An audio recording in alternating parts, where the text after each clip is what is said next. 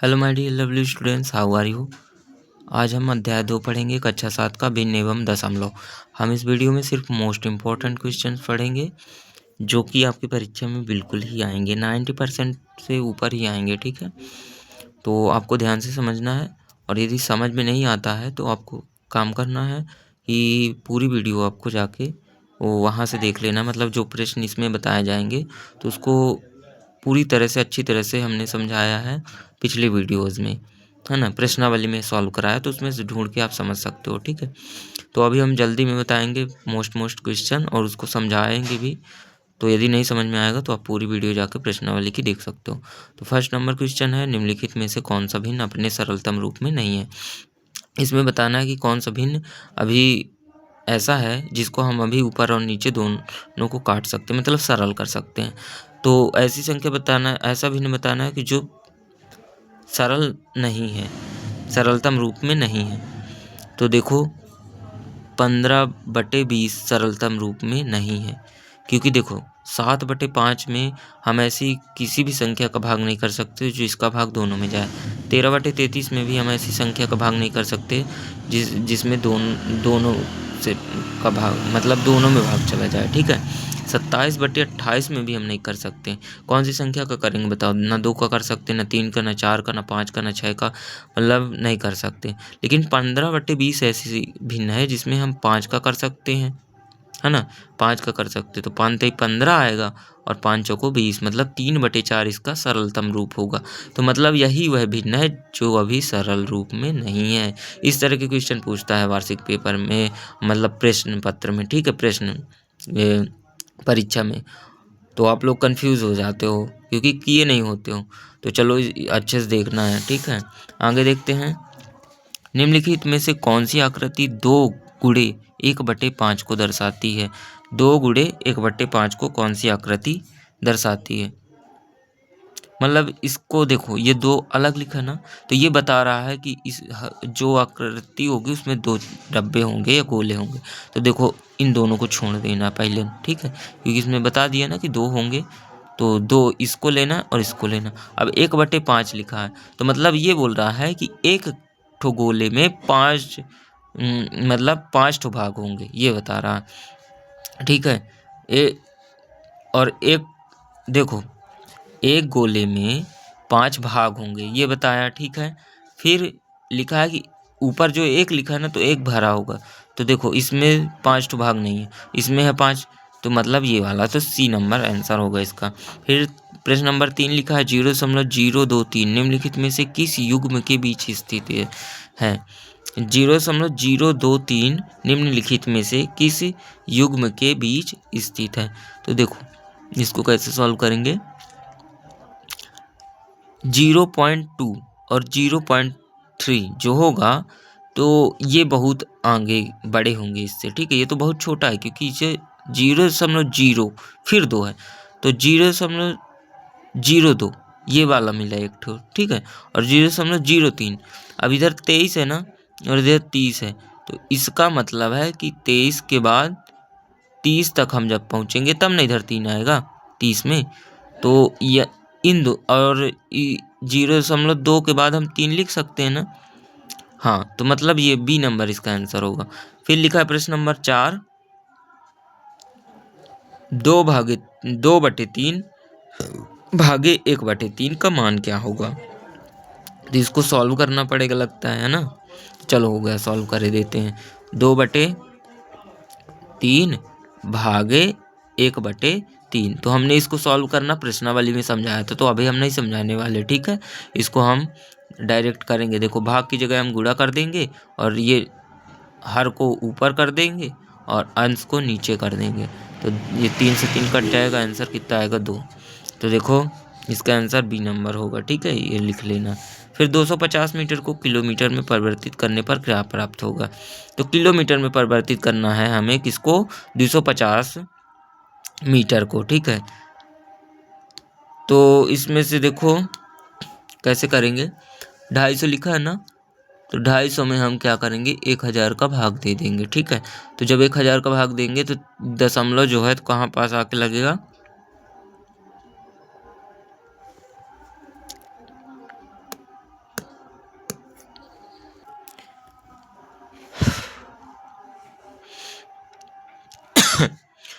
तो देखिए 1000 का भाग देंगे जब, तो कहाँ दशमलव आके लगेगा, यहाँ।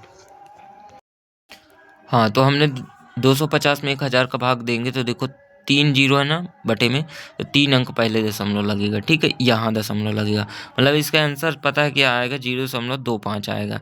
तो देखो इसमें देखो कहीं पर भी 0.25 नहीं लिखा है, लेकिन इसमें आंसर क्या लिखा है, डी। तो इसको क्या करना है, ये जीरो गलत लिखा है, ठीक है। आप जाके यदि यकीन ना हो तो क्या कर सकते हो, चैट गूगल पे सर्च कर सकते हो कि 250 मीटर को किलोमीटर में परिवर्तित करने पर क्या प्राप्त होगा, ठीक है। तो ये जीरो गलत लिखा, हमने पिछली वीडियो में बताया था कि सवाल के आंसर इसमें गलत लिखे हो सकते हैं, ऐसा हमेशा नहीं होता लेकिन कभी कभी होता है, ठीक है। अब देखो क्यों क्यों ऐसा, यदि ये बताओ इधर जीरो है तो ये दोनों तो सेम है ना, दशमलव के पहले जीरो नहीं लगाया तो लगा सकते हैं। और इसमें क्या किया, 5 के बाद जीरो लगाया है, बताओ। तो 5 के बाद जब जीरो लगाया है तो इधर दशमलव लगाया, तो क्या हम इधर जीरो नहीं लगा सकते हैं, लगा सकते हैं। और भी बहुत सारे जीरो लगा सकते हैं, बढ़ा सकते हैं। तो दोनों तो सेम सेम चीज़ें लिखा है, इसीलिए जीरो बाई मिस्टेक हो गया है, ठीक है। जीरो नहीं होगा इधर, एक्चुअल में इधर क्या होगा, 0.25 ओनली, है ना। और किलोमीटर, तो ये जीरो को नहीं लिखना है, ये आंसर होगा। अब लिखा है एक समकोण एक ऋजुकोण का कौन सा भाग होता है। तो ऋजुकोण देखो 180 होता है, और समकोण क्या होता है, समकोण 90 डिग्री का होता है।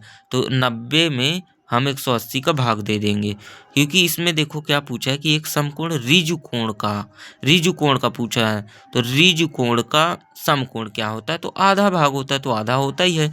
देखो ऋजुकोण ऐसा होता है, मतलब सीधी लाइन में ऐसे बनता है, और जो समकोण होता है तो 90 डिग्री का बनता है, ठीक है, 90 डिग्री का। तो ये तो आधा ही बना ना, तो 1/2 आधा को क्या लिखते हैं, 1/2, ठीक है। तो समकोण बटे ऋजुकोण पूछे तो 90/180, तो ये 1/2 मतलब आधा भाग होगा, ठीक है। ये हो गया आपका 6वां नंबर प्रश्न। अब देखेंगे हम 7वां नंबर। 7वां में है, सुशांत 1 घंटे में किसी पुस्तक का 1/4 भाग पढ़ता है।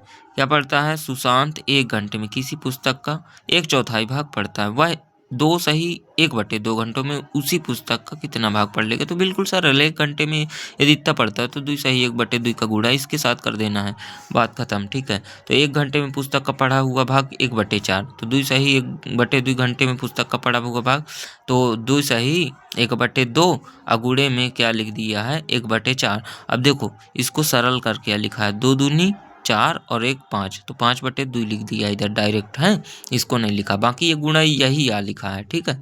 और गुणे में 1/4 लिखा। तो अब देखो गुणा है ना बीच में, तो ऊपर का गुणा ऊपर, नीचे का गुणा नीचे, तो 5 एकम 5, 4 दूनी 8, मतलब क्या लिख होगा, पुस्तक का कितना भाग पढ़ लेगा, 5/8 भाग। ये हो गया इसका आंसर।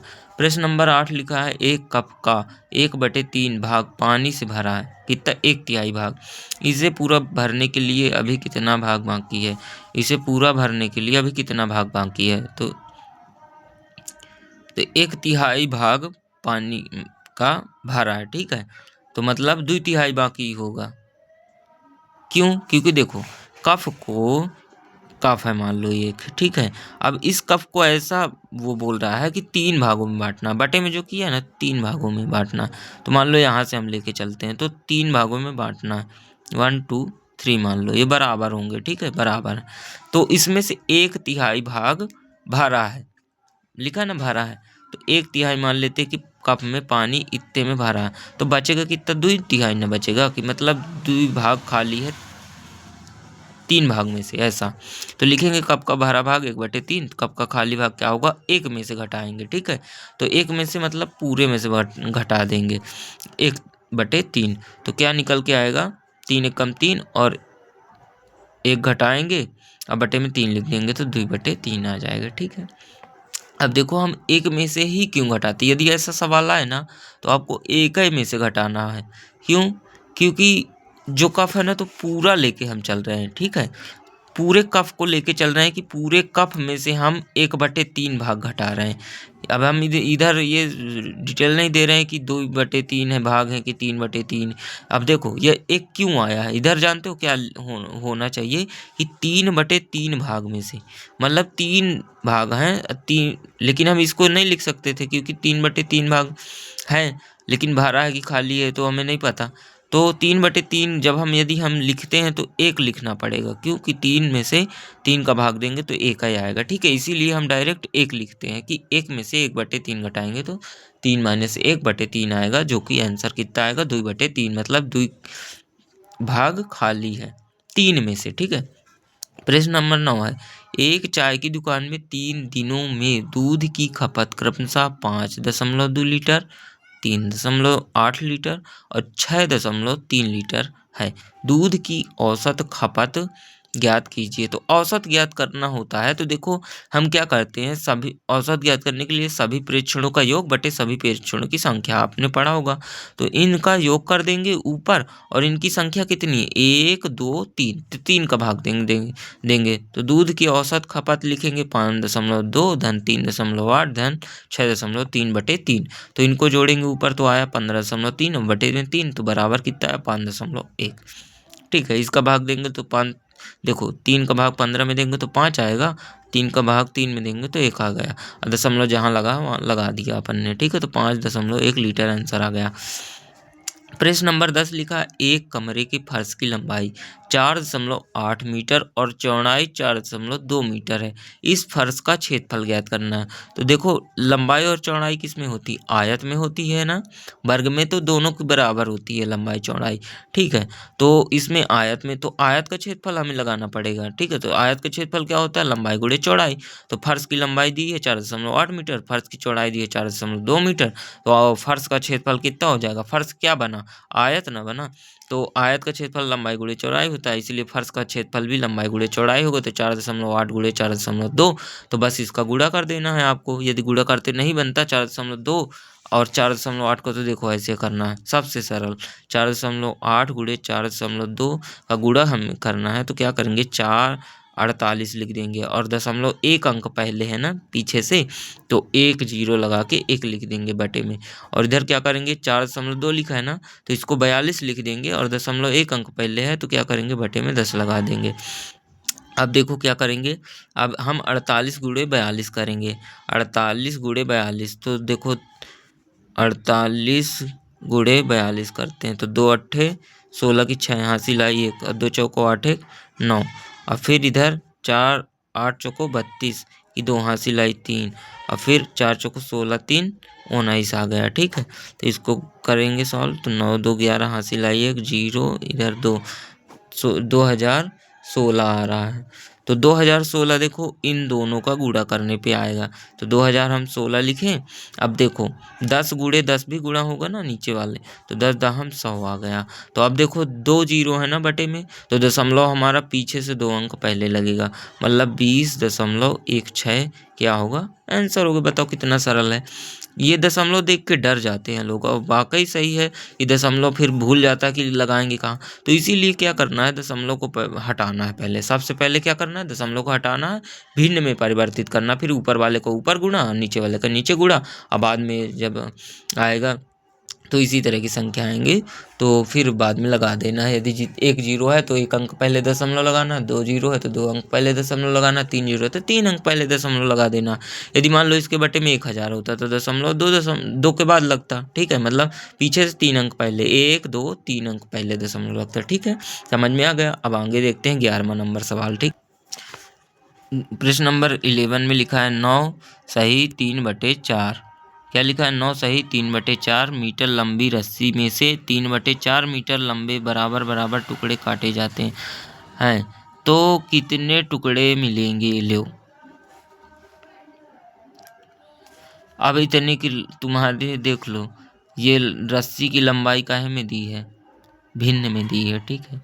यदि मान लो दिया होता इसकी जगह कि 10 मीटर लंबी रस्सी है और उसमें से 2-2 मीटर के टुकड़े काटे जा रहे हैं, तो कै ठो टुकड़ा प्राप्त होते 10 मीटर लंबी रस्सी में, 5 ठो, सिंपल रहा।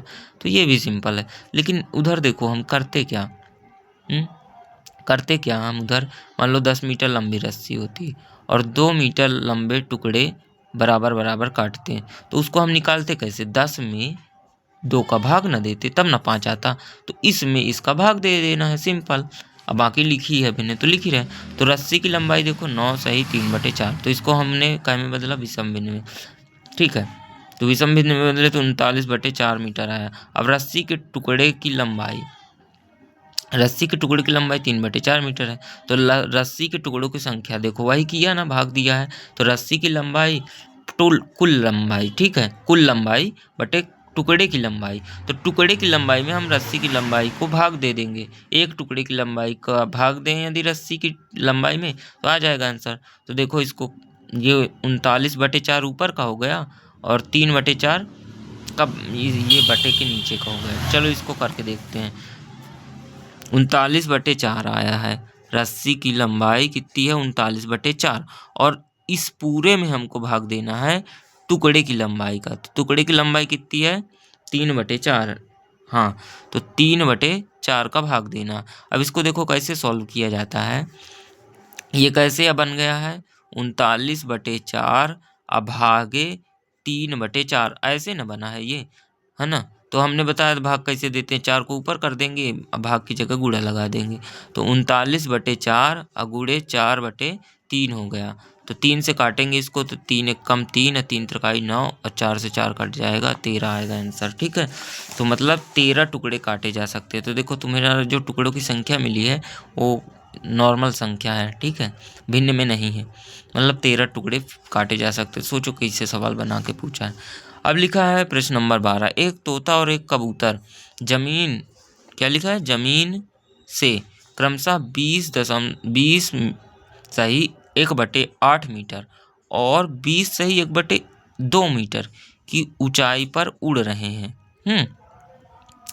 तोता, देखो इधर कैसे समझते हैं, इधर लिखा है ना क्रमशः, क्रमशः का मतलब ये है कि जो पहले इधर दिया गया उसका हमने पहले जिक्र किया।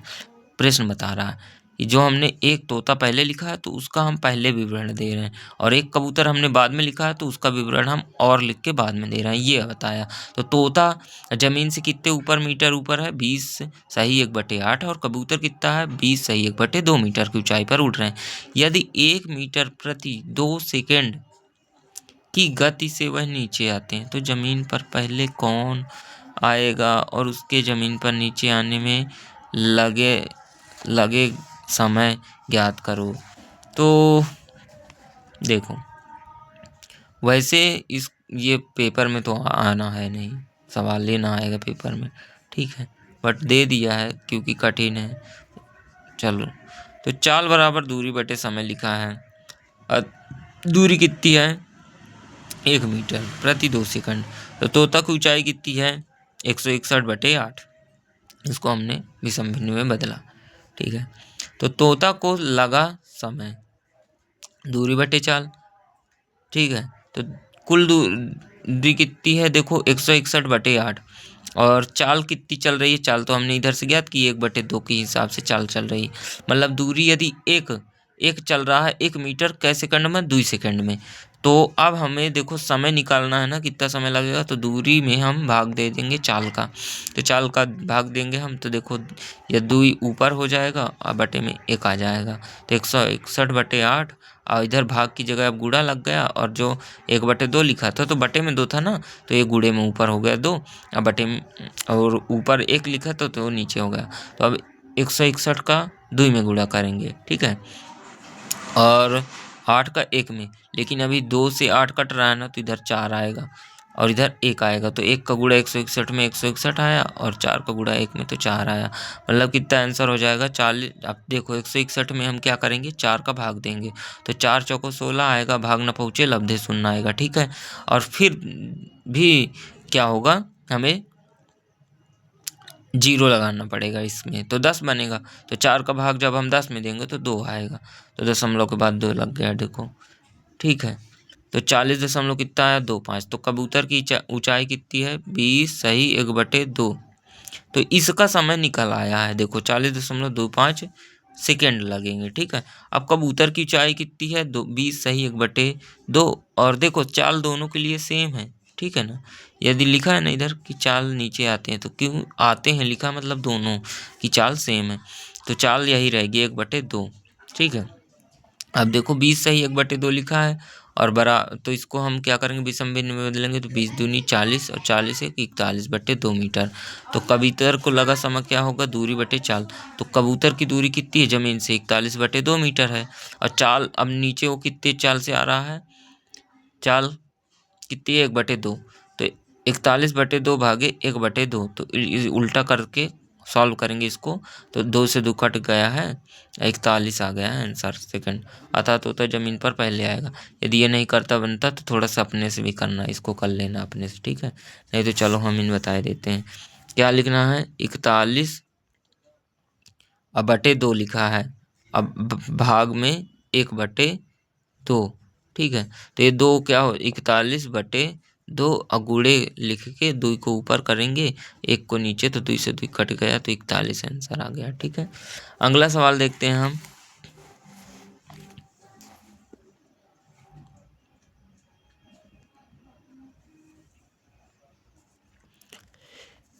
की कुल संख्या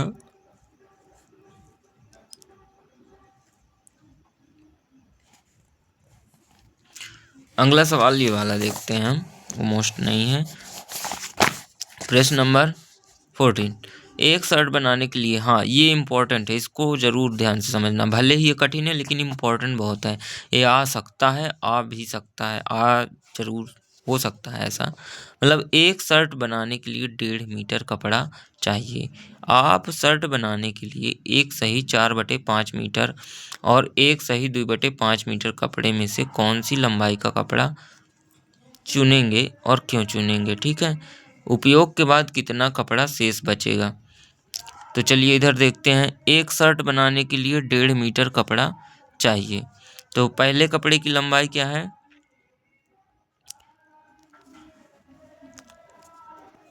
हाँ तो देखिए इसमें क्या बोल रहा है, इस शर्ट बनाने के लिए 1.5 मीटर कपड़ा चाहिए। तो शर्ट बनाने के लिए एक ठो ये वाला कपड़ा है और एक कपड़े की लंबाई इतनी दी हुई है, ठीक है। तो इन दोनों में से कौन सा चुनेंगे। तो देखो हमें पता नहीं है, क्यों पता नहीं है, क्योंकि ये मिस्र भिन्न लिखी हुई है। यदि हम इस तरह इसको लिख दें तो पता चल जाएगा। तो देखो हम क्या करते हैं कि इसको हम बदल देते हैं इसमें, मतलब विषम भिन्न में पहले बदलेंगे फिर दशमलव कर दें लगाएंगे। तो 5 एकम 5 5 4 9, तो 9/5 बना ये। अब 5 का भाग हमने 9 में दिया, तो 5 एकम 5 4 बजेगा, तो दशमलव लगेगा 8 आएगा। तो 1.8 मीटर हुआ, ठीक है। अब देखो अब क्या लिखा है, दूसरे कपड़े की लंबाई। तो दूसरा कपड़ा देखो कितना है, एक सही 2/5 है। तो 5 एकम 5 2 7, 7/5 हो गया, ठीक है, 7/5। तो बराबर में क्या आएगा, 5 का भाग देंगे साथ में, तो 5 एकम 5 और 2 बचेगा, तो 5 चौको 20, दशमलव लगा के 4 लिख देंगे, ठीक है, मीटर। तो देखो इन दोनों में से तुम कौन सा कपड़ा लोगे, 1.5 मीटर चाहिए, तो इन दोनों में से तो फिक्स है कि 1.8 मीटर वाला कपड़ा लोगे, ठीक है। तभी पूजेगा, है ना। बाकी बचेगा तो चल जाएगा, लेकिन हमें ये वाला कपड़ा लेना ही पड़ेगा क्योंकि इसमें तो 10 मीटर का 0.10 मीटर कम है। तो अतः हम पहले कपड़े को चुनेंगे। शेष कपड़े की लंबाई भी पूछा कि उपयोग के बाद कितना कपड़ा शेष बचेगा। तो देखो 1.8 में हम क्या करेंगे, जितना कपड़ा हमको चाहिए उसको घटा देंगे, तो 0.3 मीटर बचेगा। तो उसका क्या करेगा, वो दर्जी खुद है रख लेता है, दूसरे के कपड़े में लगाता है, ठीक है, कुछ नहीं करना आपको। चलो तो ये थे मोस्ट इम्पॉर्टेंट क्वेश्चन। हाँ और यहाँ से ये एक लास्ट बचा हुआ है, देखते हैं कि सरल है कि कठिन है या फिर आएगा कि नहीं। अपने माता पिता की आयु पूछिए और बताइए, ये ना आएगा, बिल्कुल ना आने वाला है। तो चलिए अब हम अगले अध्याय में, अगली वीडियो में मिलेंगे, अध्याय 3 आंकड़ों का प्रबंधन लेके। और तब तक के लिए धन्यवाद, टाटा बाय बाय। अपने दोस्तों के साथ शेयर ज़रूर करें। यदि आपने सब्सक्राइब नहीं किया तो सब्सक्राइब करें चैनल, आगे ऐसी वीडियो पाने के लिए। और अभी हम इस महीने में लगभग जितनी भी वीडियो डाल रहे हैं तो सभी एकदम मोस्ट इम्पॉर्टेंट क्वेश्चंस की वीडियो डाल रहे हैं जो परीक्षा में प्रश्न पूछे जाएंगे। तो मेन 7th क्लास वालों, आप जाके हमारे चैनल पे और विषय की और लेसन्स की जाके वीडियोस देख सकते हैं, ठीक है। और भी सब्जेक्ट की वीडियोस हैं तो उनको भी देख सकते हैं। चलिए अब मिलते हैं हम नेक्स्ट वीडियो में, बाय, सी यू, टाटा।